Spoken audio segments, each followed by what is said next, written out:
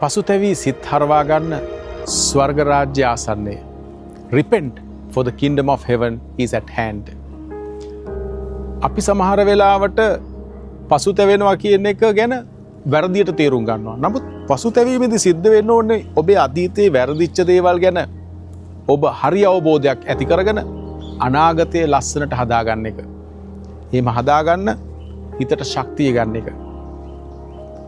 ඔබ අද දවසේ ඒ අදහස හිතට ගන්නට ඕන. You take the pain.